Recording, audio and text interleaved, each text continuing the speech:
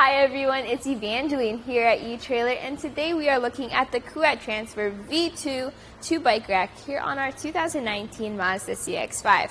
Now the Kuat Transfer is an awesome bike rack, especially when it comes to versatility and its unique goalpost design that makes it a lot easier to mount and dismount your bike.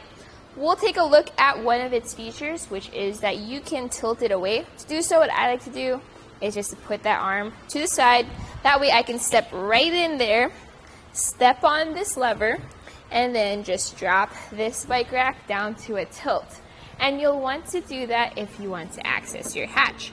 So as you can see here on our CX-5, we actually have a lot of room between our door and our handlebars, allowing us to get into our trunk, maybe grab our bags, our water, our helmets, all without having to take our bike off, which is nice, convenient, and it gets you on the road a lot faster. To bring it back up, you just lift it up and it snaps into place in the upright position. Now this bike rack has two ways or 2 points where you mount your bike. So here in the front you have this front wheel clamp.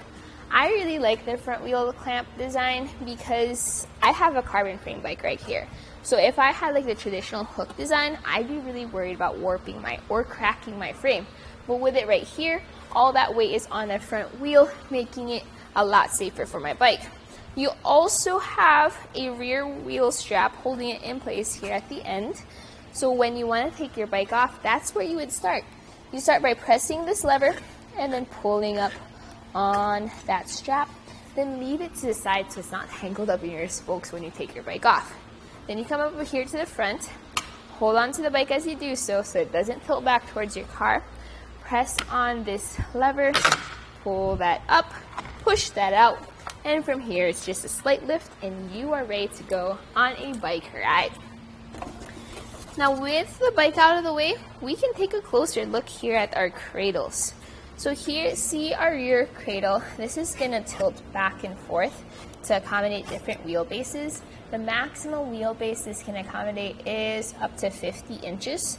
You also have this long strap that goes around and ratchets down to secure that wheel. One thing to note is your cradles are perfectly fine when it comes to larger fat tire bikes, but you will need to pick up a strap adapter, which is a little bit longer if you have bike tire widths that are more than 3 inches. But for your normal tires, it's all good to go. You have your front wheel cradle as well, and then your front wheel clamp. We just talked about it, but you can notice how it has some grooves as well as a texture underneath. That way it makes it easier to clamp down onto your front wheel. You have different options for where you want to fold down this clamp. I actually like to put them on the outside. That way you have more space open on the inside of this goalpost design. So the Kuat Transfer has two different options. The first is what we have here, which has an 1.25" shank with a 2-inch hitch adapter. This has the weight capacity of 40 pounds per bike. Note that this version cannot add on to 3 bikes because of that shank. You also have the 2-bike version with a 2-inch solid shank. That's really good if you have an electric bike because that has a weight capacity of 60 pounds per bike, plus the ability to add on to become 3 bikes. So it's up to you what kind of weight capacity. They work pretty much the same way, they just have a different shank size. Now when you do have a bike rack on your vehicle, there is some length added to the back of it. So let's take some measurements to see exactly how much. Measuring from or on our Mazda CX-5, from that rear bumper, let's find a good spot right there, to the end of the bike rack, which is right here, it's going to sit at 34.5 inches. That's a little bit long for a 2-bike bike rack, but that's because of its design. That's still length you're going to have to think about when you're backing into your garage or parking into a tight spot. Don't forget you have some bike racks and bikes behind you. Now over here we have the ground clearance, and we'll measure from underneath the tray. It's going to sit at 17.75 inches. Here by the shank, it sits at 11 inches.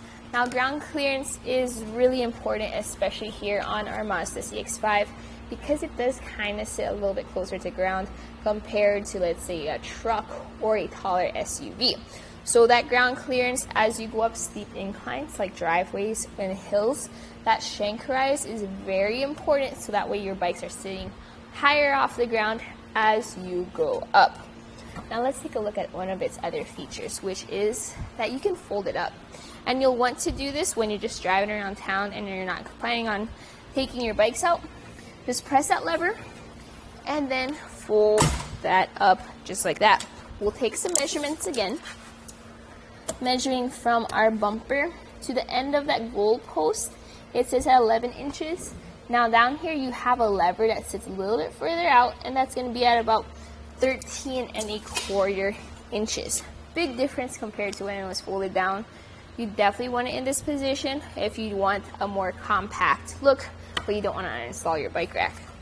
Now the closest point is going to be from our door to our front wheel cradle, and that's going to sit at 5 inches away, so plenty of clearance there, nothing to worry about.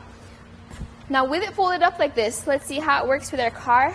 Our rear window is completely open, our taillights are visible, and this is where the transfer really shines. So our backup camera is right over here, so you have this open space to have that view of the cars and whatever's behind you, keeping you safe on the road. And you can also see how our license plate is completely visible as well.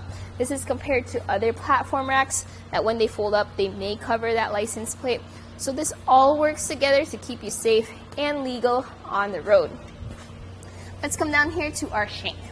So this version has an 1¼ inch shank with a 2-inch hitch adapter sleeve. It has a hitch pin and a clip. I highly recommend picking up the lock here at eTrailer if you want to lock that just like how you can lock it with a cable lock. It also comes with a security wrench to extend the anti-rattle cam on the inside. That's the one downside to the Kuat transfer, is that that security wrench is a lot easier to use, like the knob on the Sherpa or the Envy. But when you have it tightened down, you can see as I shake it, I'm mainly shaking the vehicle, and that shows that there isn't extra rattle or extra sway from an improper connection between the two, making for a smoother ride for your bikes. Another thing to note, with it folded up like this, look how convenient it is to hold onto it with one hand, step on that lever, and hold onto your bike with the other hand. Okay, my final thoughts about the Kuat transfer here on our vehicle is that I really like that goal post design. You can also see how it tilted far enough away to access our hatch. If you need a little bit more weight capacity, check out the Kuat transfer with a 2-inch shank. But if you just have a normal family bike, mountain bike, road bike, the 40-pound weight capacity this has would probably be more than enough for you. So that was a look at the Kuat Transfer V2 2 bike rack here on our 2019 Mazda CX-5.